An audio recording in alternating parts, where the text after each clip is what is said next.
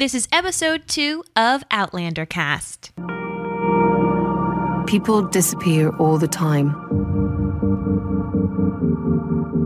Most are found. Eventually. Disappearances, after all, have explanations. Usually.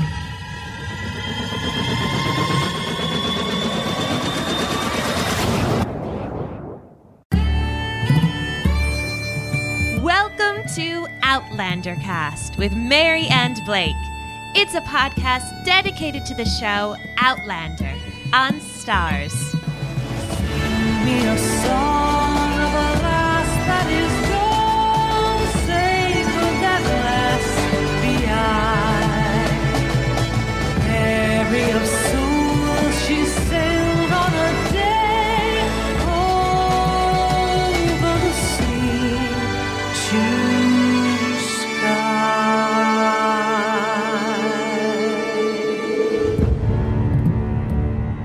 I'm your host, Mary. My name is Blake, and I would love to have sex in a rundown castle. Wow, you just went there. I did. Wow. I did. I'm taking it full throttle. Well, as we said, welcome to Outlander Cast. And now that we know your fantasy, Blake, let's talk about this pilot episode. Some of you watched it ahead of time because Starz was just awesome and they released it. Can we talk about that for a second? How Starz said, you know what, world? We know that you're excited about Outlander. We know that you are so excited that we're going to purposefully leak the first pilot episode online. It's a smart choice on their behalf. They know what they're doing. You know, they're drumming up interest in a network that, let's be honest, it's nowhere near as successful as either HBO or Showtime. And then they need something to grasp onto. The shows that they have already, like the Crossbones show, and the one about pirates, it like sucks. You know, then they had Da Vinci's Demons. That show sucks too.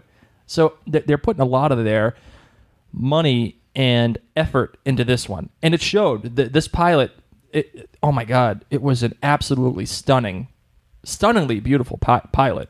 Fantastic. Do you think that this might become a trend where shows will actually, pilot episodes will be released beforehand before it actually comes out on air? Yes, I do. And I think this has happened before in some cases. I think they did this for Homeland, from what I recall. And I'm also fairly positive they might have done it with Dexter. I think. I can't recall exactly. But what I'm saying is this has happened before. And I think this should continue happening, especially, again, for a network like Starz, who just isn't as popular or as big as the other premium channel networks. Do you think a lot of people, you know, would it help to have it released? Like, what's this buzz? Why would they do it? Because, again, to bring people to their network and also to get more fans to a show that they've spent a lot of money on. I mean, you can tell from the effects and from the settings and from like the big sets themselves. They spent a lot of bread on this, and they have to drum up interest, because if they can't justify the production cost of doing a show like this, they're filming it in Scotland. Yeah. You know, it's kind of like Game of Thrones. You know, they're filming that show over in Iceland and Ireland, all over the place. And they're spending like $1 million an episode. I think it was brilliant for this sole reason. They're releasing it in August, which, truth be told, is a huge vacation month. And they're releasing it on a Saturday night. Oh, I know. So if you don't already have, there's a huge fan base for Outlander.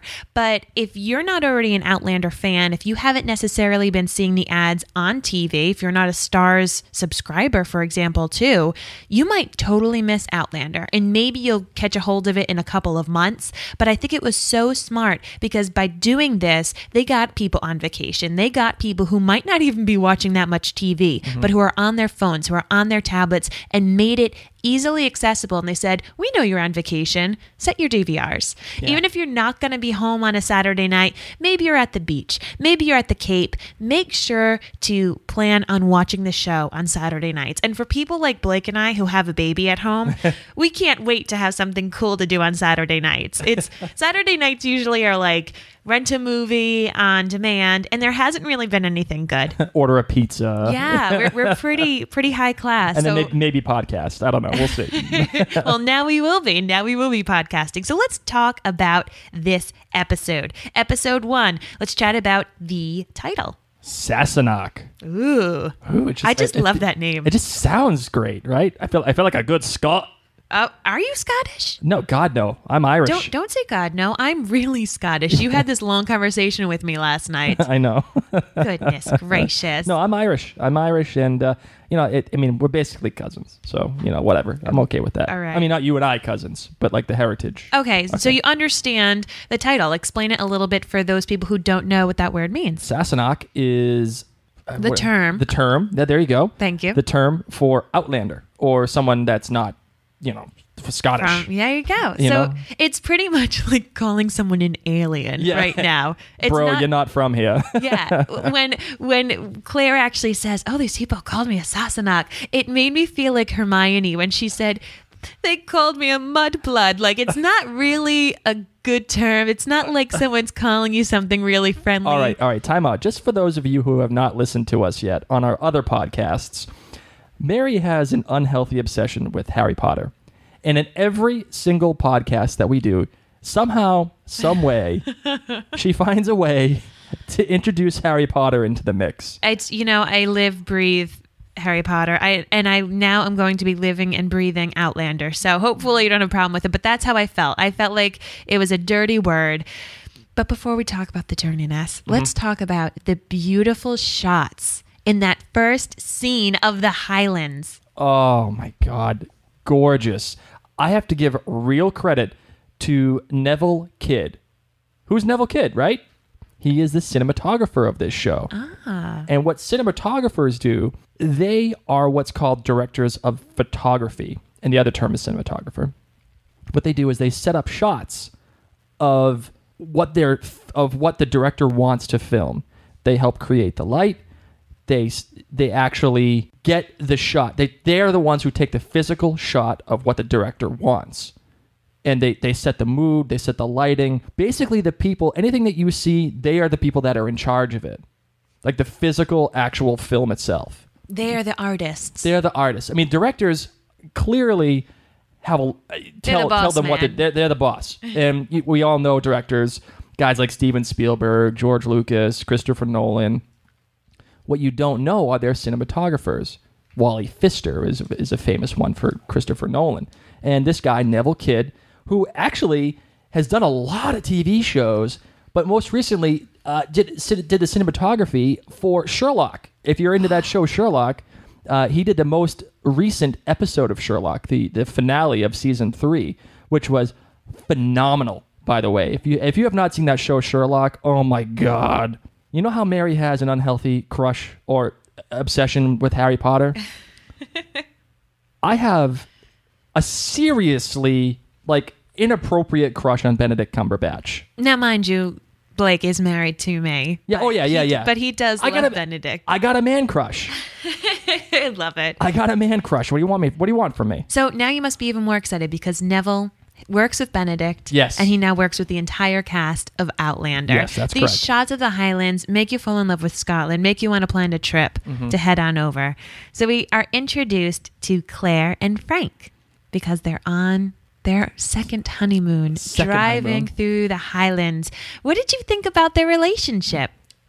I liked their relationship. I think it's hard for me to grasp what their relationship's like. Coming after the war, they've been away from each other for 5 years. It almost felt awkward. It almost felt like they couldn't relate to each other.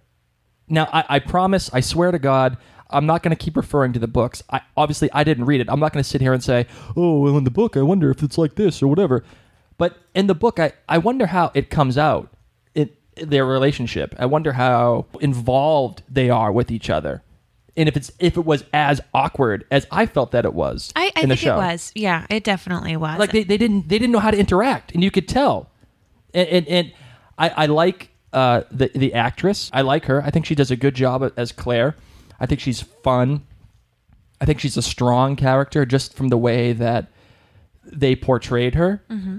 But I also feel like she's a little insecure about who she is now. But talking about the vase in the beginning, or the vase, I always want to have like a British accent, by the way.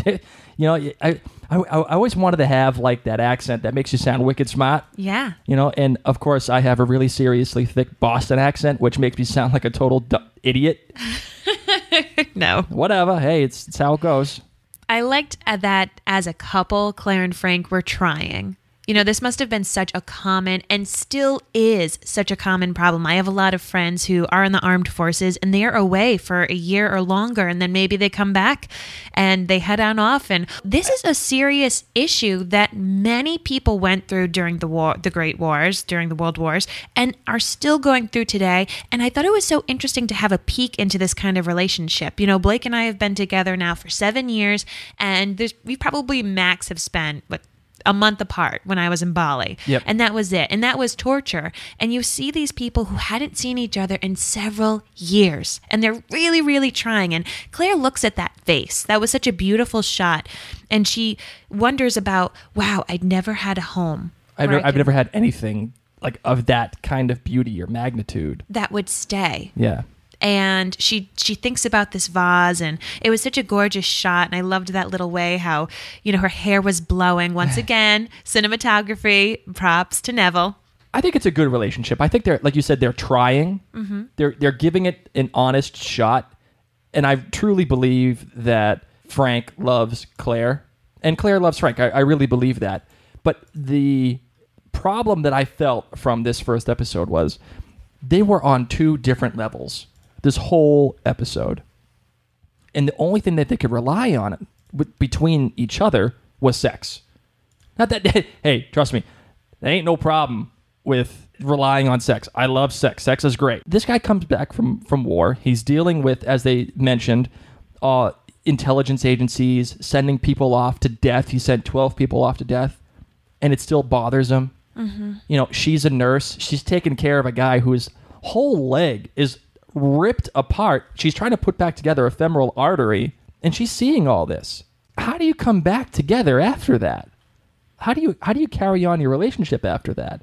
He's interested in history. He's going to be a professor over at Oxford. She's discovered her love of botany.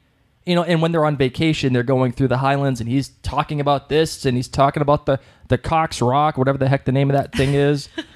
and she's looking out all these Cocknammon Rock. Yeah, that thing too. And then she's looking at flowers, and they have nothing holding each other together. He's off with the Reverend. She's reading a book.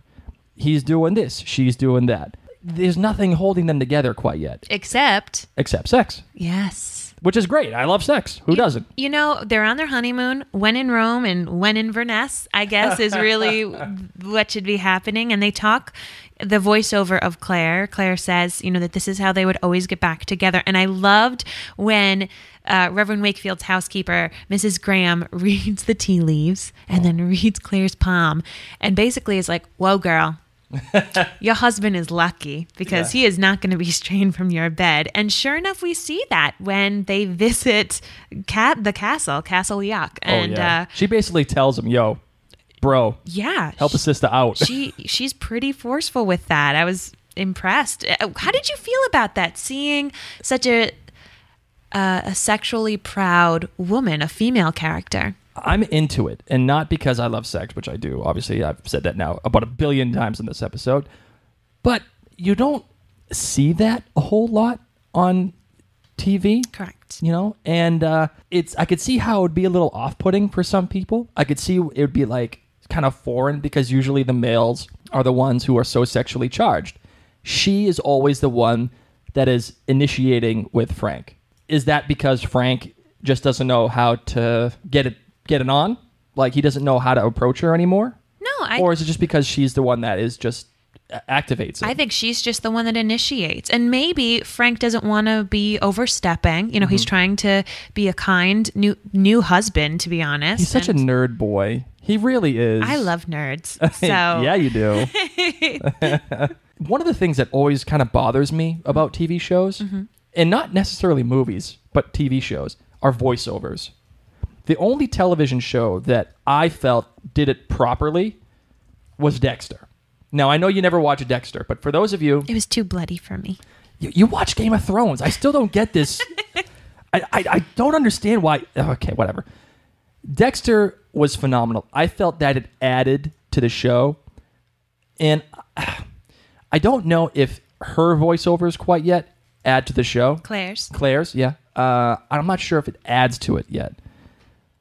Maybe it's just because that's an affectation of the pilot. Pilots are meant to hold your hand. They're meant to guide the audience. They literally take it for granted, or they don't take it for granted that you have ever watched TV before, you know, as pilots. They have to literally guide you every single step of the way. I wonder how much we're going to get of these voiceovers, because sometimes it's distracting. It takes you out of the moment. In a show like this that's extremely cinematic, you can't rely on those things because you're enveloping yourself into this world. I didn't find it very distracting. As a book reader, I sat there and I thought, oh, okay, this is how they're going to catch non-book readers up to snuff. Yeah, you know, because they have to have the exposition. They have to get you, the reader, they have to get the viewer all of that information somehow, some way. They have to catch you up. There were some instances where I thought, did she really need to voice over that? Did she really have to say, I like botany, when you're touching flowers so many times? We get it, I promise. Yeah, and you're looking at flower books. So there were some moments where I thought, I don't really think a voiceover was truly necessary there, but nonetheless. So we learn a lot about Frank, that he loves history, he loves genealogy, especially his own. When he's talking to Reverend Wakefield, he gets really excited about Black Jack Randall. Hey guys, I got an ancestor that could have been here. You know, like, he's such a freaking nerd boy. Oh, but once again, I love nerds. But I got to give him credit though, and I have to give props because he's out there, he's searching for his ancestors. And honestly, if I found an ancestor of mine that lived, you know, somewhere in Boston and fought the British somewhere and kicked some serious butt, you know, being a history major myself, I got my degree in it. Yeah, I'd kind of geek out too. Frank stays late with Reverend Wakefield because he's pumped about learning about all of these fun little facts, and he walks home that evening to see a stranger staring longingly at Claire as she's brushing her hair. Yeah. What did you think about that scene? Okay, first, if that were me, I would have been like, hey. If you were Frank? If I was Frank, I wouldn't have like been so like straight up cool with this guy that was staring at my wife. I would have immediately ran and punched that guy in the face. There's no way I'm letting some random dude look at you longingly in a mirror. But that's because I'm not a nice person, I guess. I don't know if the person was real.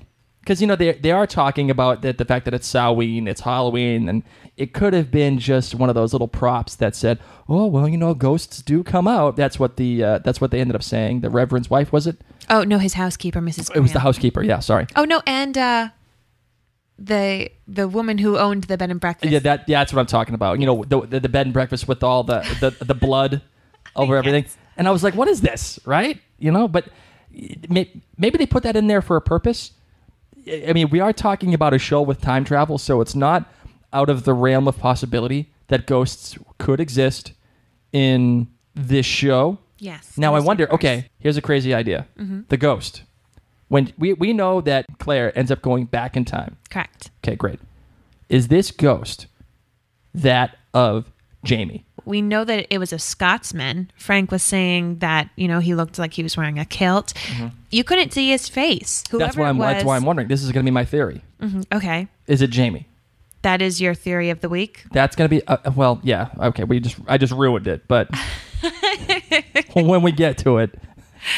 Okay, you know what? Screw it. My theory of the week is that the ghost that you saw, that what's his name ran into? Frank? Yeah, sorry. I'm losing my track of my names here. That's going to be Jamie.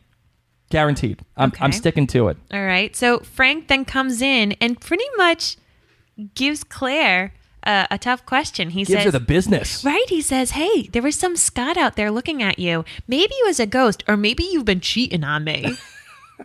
What, Frank? Oh my God, that was so rude. And yet a lot of time has passed, and he was very sweet where he was like, it's okay if you did. I'm just asking. Do you think either of them cheated on each other in that long? No, I don't. Even with Claire's A sexually charged nature? Yes. No, I don't. Because I truly believe that she loves him and he loves her. I really do. Just from the way they interacted. Because even though when he said, hey, did you cheat on me? He then turns around and says, you know what? I'm so sorry. That was really dumb. Can you forgive me? And I say that and I believe it because that is exactly how I probably would have interacted with you if I thought that you cheated on me and you were like, what? No, what the hell are you talking about? I would have been like, yeah, you know what? That was kind of dumb of me. Then Frank changes tones. He's like, hey, guess what?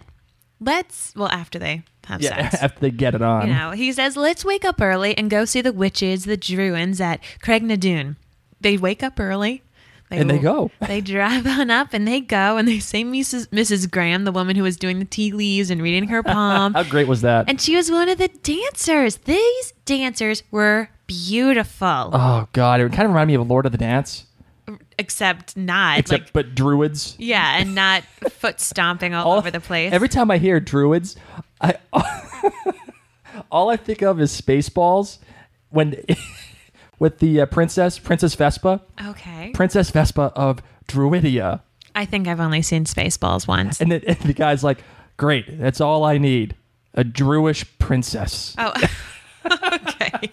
Sorry. That's all I think of every time. I thought the dance was great. I thought the music. I loved this whole little montage. At first I thought, here we go. Dance sequence. How long is this going to take? But it really captivated you, and it really made it have this magical feel. I don't know how they kept those flames from blowing out when they kept twirling around. I know, right? Now I've already given credit to Neville Kidd. Now you have to give credit to John Dahl. Who's John Dahl?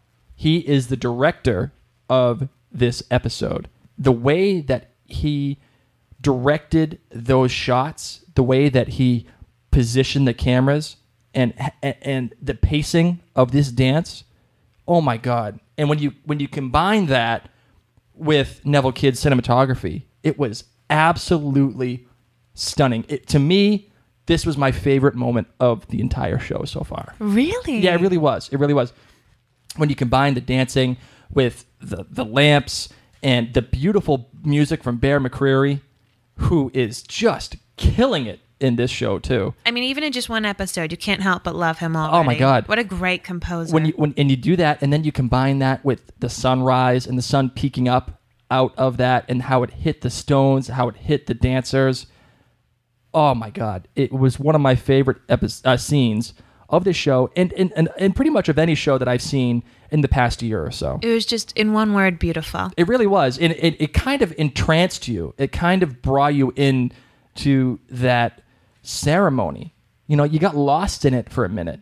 Now, who knows, if that dance did anything, if that brought out that certain power of the rock formation, which eventually made Claire go back in time. Who knows if that actually did. But you could get behind the idea that something special was happening there. Mm-hmm. It's more than just, these, druids getting there and doing whatever they're doing.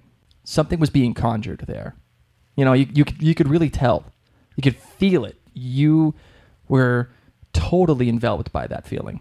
Well, so that feeling continued because shortly the next day, Claire says that she wants to go and pick some more flowers. Once again, we didn't need the voiceover telling us that she loved flowers. I just love botany. Yes. So she drives on over and heads on back to Craigh and decides to touch this stone because it's windy and, She heard a sound out of it. Yeah. Like she heard something funny.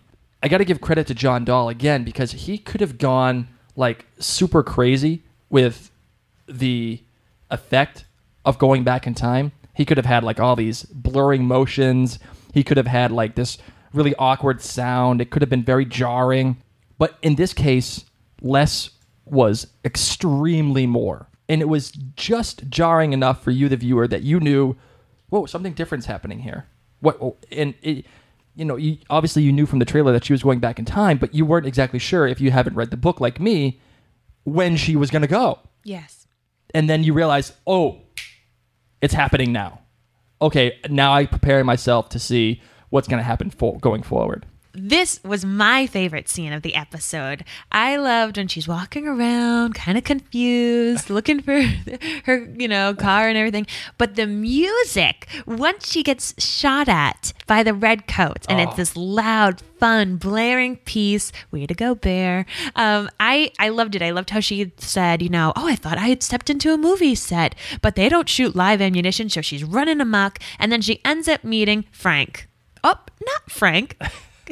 Black Jack Randall, who is the same actor as Frank. How do you like that it's the same exact actor? Okay. When it comes to stuff like this, I wish they had kind of found twins. Not found a twin, but found somebody that was similar, or maybe her husband should have been similar to the guy that's going to be playing Blackjack, or vice versa. Whatever the larger role is, the guy that they cast for this role should go to the larger role. You know what I mean? Because to have the same exact dude, I'm telling you, my ancestors back in the late 17th century or 18th century, they don't look exactly like me. It just doesn't happen. But I understand they cast this guy. He's got to have the role. You can't do that logically.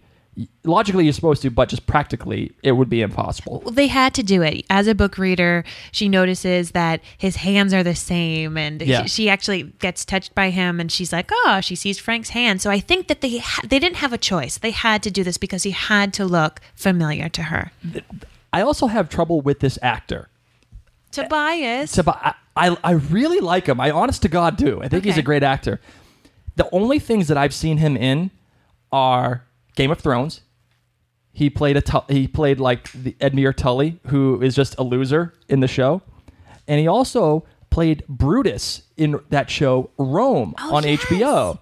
Now, he was such a sniveling little dink in that show in Rome. Mm-hmm. That I can't take this guy seriously anymore.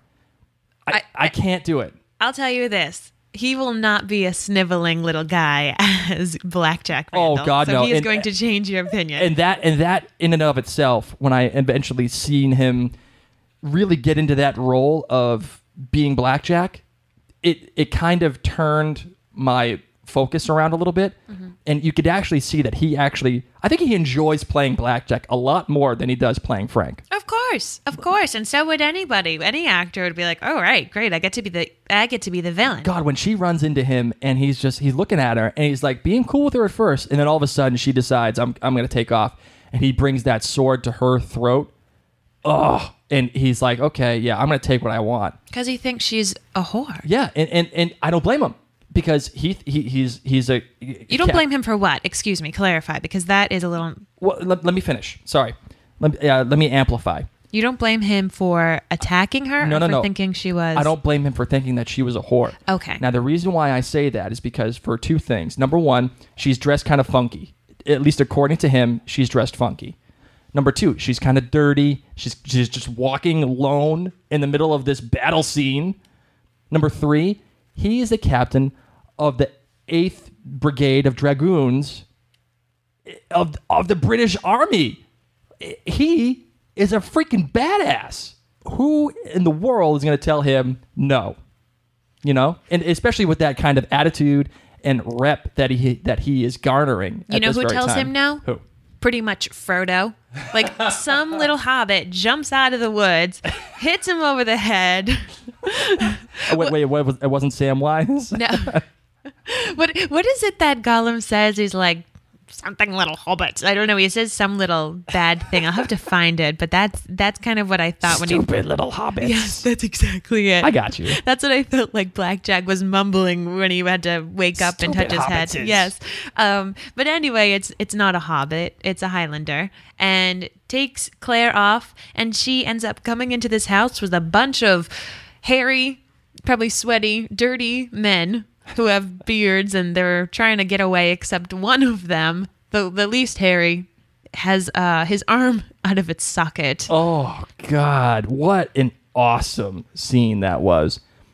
Seeing that the shoulder go back into the socket the way they did that. Great props to the special effects people or makeup people or whoever did that. Maybe the guy's arm really does that. Maybe it does pop out of the socket. Who knows? I doubt it. But like, whoa, right? That was awesome. And how she's like, "Don't you dare do that! You'll break his arm." You like my little girl British accent? Yeah, you're a pretty good Don't Claire. you dare! You know? I'm surprised you weren't hired to do the audiobooks. Wow. But, well, who is this person whose arm she's fixing? It's Jamie. Yep. Now, do you know anything about Jamie? Don't know a thing about Jamie except that he's dreamy. Oh.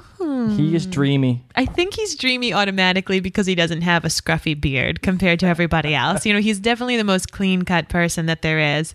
So she helps Jamie fix his arm and pretty much blows her cover that she's a nurse, and they all listen to her quite easily, which blew my mind for 1743 for all of these guys just to listen to her. But really, Claire just kind of dominated the room at that moment and said, "If you do that, you're going to break his arm." Especially like the leader Scotsman. Mm-hmm. You know, his name is the real guy's name is Graham McTavish. You know who he is? Who? He is. He's in The Hobbit. He plays one of the dwarves. Oh. Yeah, his name the Dwaylen. He is one of the dwarves. I'm going to have to go back and look now. And I'm like, I know this guy. Let's get back to the Highlands. Yeah, sorry. All of these guys are riding on the horse. Claire's riding with Jamie, trying to help him out. And they come across Cocknammon Rock. And she was like, "Oh, I remember seeing that just the other day." She Wait, what was that again? Oh, wait a second. I remember my husband telling me that many British people would wait there and capture some Scots. So she just kind of like tells them like, "Hey guys, I kind of think that British people hang out there." And for 1 second, you know, they kind of look at her like, "You've got to be kidding me." But maybe we should listen to her. And sure enough, there was an ambush. Girlfriend's going to get in trouble for that. Yeah, but I'm not sure if she's going to get in trouble, but more like, how the hell did you know that? Exactly. Like, where did that information come from? Are you psychic? And she says, "Oh, I get it from the village," you know. But like, come on, these Scots, they've been around. They ain't that dumb. I mean, they don't know what iodine is. I get it. First of all, how does a woman know this information? Secondly, Jesus H. Roosevelt Christ, seriously. Secondly, okay, village. What village are you from? All right. How are these questions not coming up? I mean, I get well, that they're in the middle of battle. Well, afterwards, I'm saying when she has to heal the guy from getting shot. How do these questions not come up? They will, and they'll probably happen. You see them riding off to Castle Leoch, and that's kind of how we end. That's right. And I agree with you. I think that she's gonna have some splaining to do, Miss Claire.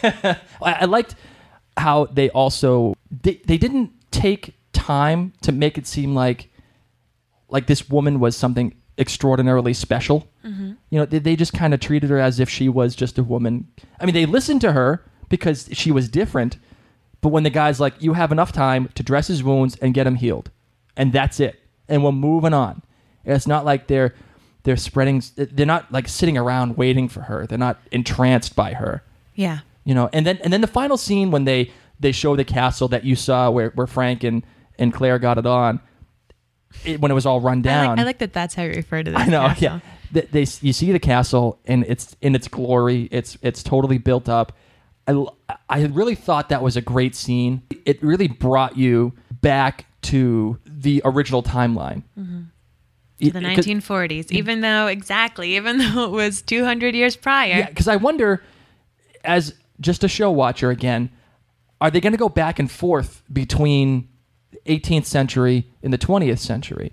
How often are you going to see that? Is Claire going to travel back and forth? If you remember, the tea leaf lady, she ended up saying your marriage line splits. It splits into forks. Usually what happens is it ends and then it begins again. But your marriage line forks, which means it implies, at least, that the marriages to whom I imagine, who we're already swooning over, which is Jamie, that marriage will happen concurrently with the marriage to Frank. So does that imply that Claire is going to be in one end of the spectrum and at the other end of the spectrum at the same time?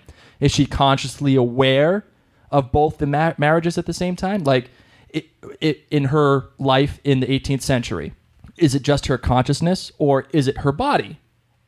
Or if it's just her consciousness, is her body still living, breathing, acting, going on in life? in the 40s. Oh, the time traveling conundrums continue, right? I know, right? And like this is the problem that you get with time travel, because now you get idiots like me who sit there and say, well, what about this? And then what about that? Now, I can always suspend my disbelief to be within the show and to enjoy it as it's like propelled and shown. I do wonder, because they put that forking reference in there for a reason. For a reason, I agree. And like it's making you think. So is she going to be battling or okay? Let's also just say, for the sake of argument, that she does go back into the 40s, right? What's going to happen? Is she just going to disappear in the 18th century and just go back? Yeah, like does life get paused, or is she gone for that whole entire time, and then does she show back up? I think that's a really interesting question. You know, when and if, I mean, assuming that the fork means there's a fork. Yeah. If she goes back, will people have noticed, or will it be kind of like the Chronicles of Narnia, where they come out and they're like, "Did you miss me? You're like, you were gone for like 2 seconds. What are you talking about, bro?" They introduce you to these characters in the 40s. They introduce you to Frank, and they did a great job in making you care about Claire and Frank as a couple. You saw them interact. The first half hour of the show, for God's sake, was taking place in the 40s. And I think it would be disingenuous as a show and as a story to introduce these characters that you care about, they make you care about, and then all of a sudden rip them away entirely. I think it'd be intellectually disingenuous. Well, and also then you also have Claire, who, you know, was just asked by her husband, "Did you cheat on me?" And so if you're thinking about these two marriages that may happen, since the fortune teller, Mrs. Graham, had said it, how is Claire going to handle that, since she has been so faithful and it is so important to her? Yeah, it is. Does she think that she is stuck in the 18th century? Now, my first inclination would be to go back to that freaking rock formation and touch that bad boy again and be like, yo, hey, white light, please. White light, I'm going back. Yeah. You know, but, okay, so let's just say that she realizes she can't do that. You're right. Is she going to be unfaithful to Frank? Is it unfaithful? Is it like the area code thing? What happens in Vegas stays in Vegas. Yeah, you know, what happens in Inverness in the 18th century stays in the 18th century. Yeah. Oh, here's another even question. Okay. Let's just say she gets it on with Jamie, right? Okay. All right, and then she gets pregnant. Oh my God. Okay, you ready to blow your mind? Well, you're going off on like crazy tangent right now. I'm going to stop you. Okay, just stop me. All right, fine. Getting out of control. All right, so I'm going to lose the listeners. I'm sorry. The thing that I think she took time traveling a little too easily. I suddenly was thrown into, I mean, she obviously figures out little by little, I was thrown into a different time period. I would be bugging out. Girlfriend is smart, and she knows if I bug out and I'm crazy, they might treat me like a crazy person. She's very, very wise. I don't think I could have been as wise and undercover as Claire did. Especially if you get thrown into the middle of a battle. Yeah, that's some scary stuff. Good thing that she had her little history lesson with Frank the couple days before. All right, Blake, I think everyone's heard enough about your and my perspective on this episode, so let's hand the reins on over to our listeners. We had some great feedback on Instagram and also Twitter. Here's this week's listener feedback. Pixel Chick 3 up on Instagram said that she loved the set design, costumes, acting, and being close to the book. Sam, Kate, and Tobias nailed the characters. She is very happy overall. Susan on Twitter, Susan Fields, 1953, absolutely loved this episode. She has already watched it, mind you, on like the streaming, at least 5 times. Whoa, time out, girlfriend. Susan is a dedicated fan. That a girl. And it is beautiful, and I can understand why you watched it 5 times. She said she's going to watch it with her dear husband, who is currently reading Voyager. And Megan Field on Twitter also said that her favorite moment out of this episode would have to be the look in Jamie's eyes when Claire was scolding him for not informing her of his gunshot wound. That was great. That was a great moment. I love it. I love when she's like, give me the iodine. Don't you have anything? Alcohol. Give me alcohol. And they're like, oh, okay, got it.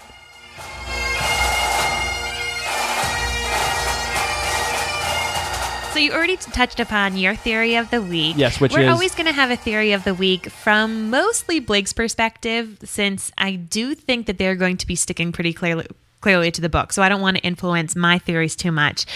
So Blake, your theory once again? We're going to call this the outlandish theory of the week. Love it. Love it. That's what we're going to go with. Outlandish theory of the week. You ready? Yes. As I said before, the ghost that what's-his-name ran into, Frank, is going to be Jamie. And it's Jamie's ghost, and this is the whole time travel thing. He eventually finds out that she's from the future, and he goes into the future. Well, he doesn't go into the future, but he sees her in the future because Back to the future. we're going back. He's back.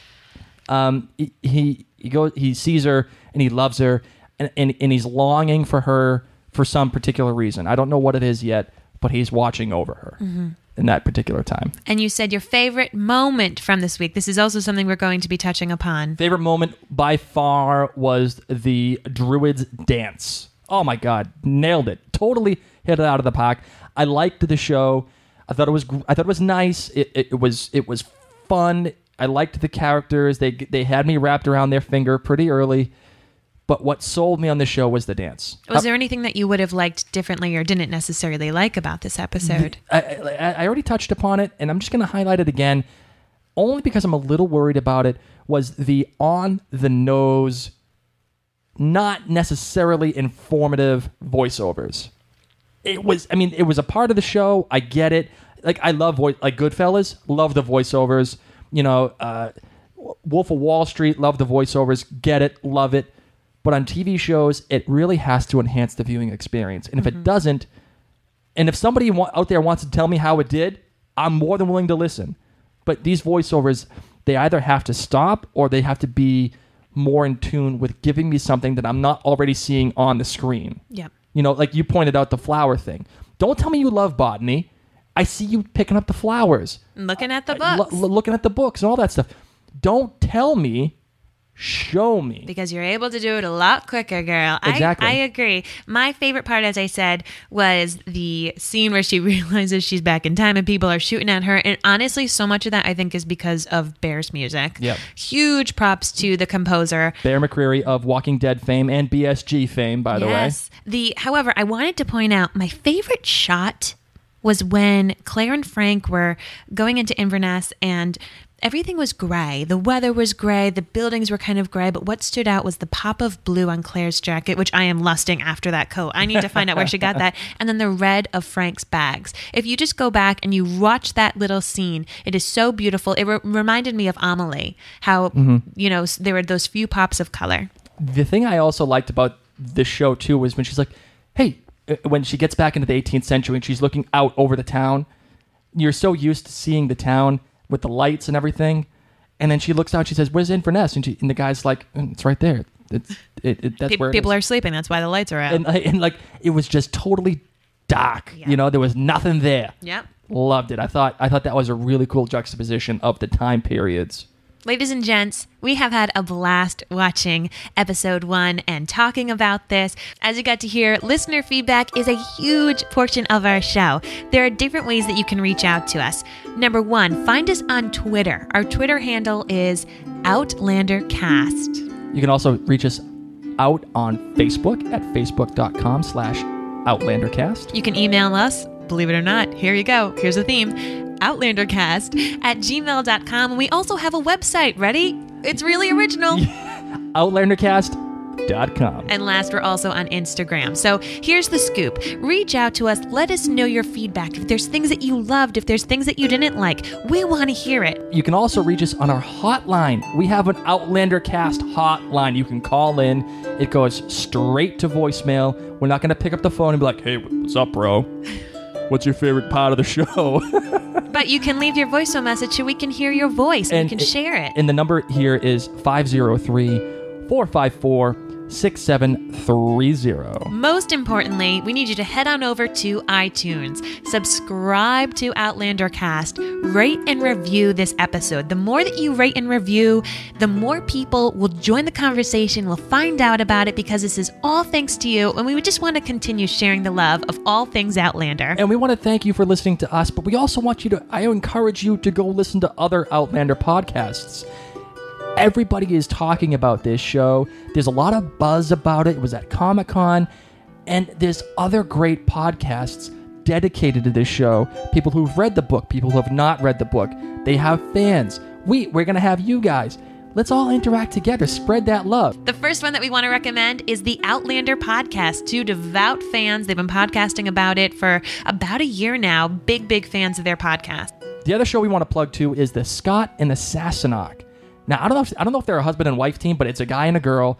And you want to know what's really cool about it? What is it? He's like a real Scotsman. Yay! You know, he's going to get the books at the library. You know? Wow. You know, you like that? You like my Scottish accent? I think I'm going to listen to their podcast for the accent. You know what I think? I think they should try to mimic my accent, and I'll mimic their accent. That would be a great, fun little thing. I think we should totally do that. Okay, a Scottishman pretending to be a Boston and a Bostonian trying to be a Scot. No, anyway, what I'm saying is go listen to those podcasts. They're great people, very smart, very informative, and I'm sure they'll catch things that we miss and vice versa. And spread the love. Go rate them, review them. Rate and review us too. And if you give us 5s, well then I think I'd be really happy about that. And we'll read it on air. We'll read all of your reviews on the air. So remember, all these comments, if you are a devout fan of Outlander and you know things, you don't need to worry about sending us your theories. Tell us what you loved, what you didn't like, things that you want to talk about in regards to the show. If, however, you are just a show watcher, Blake and I want to hear your outlandish theories. We want to hear all about them and what you think might be happening. Thank you so much for tuning in to episode 2 of Outlander Cast. It has been a blast, guys. Can't wait to chat with you again next week. I'm Mary. My name is Blake. And this is Outlander Cast.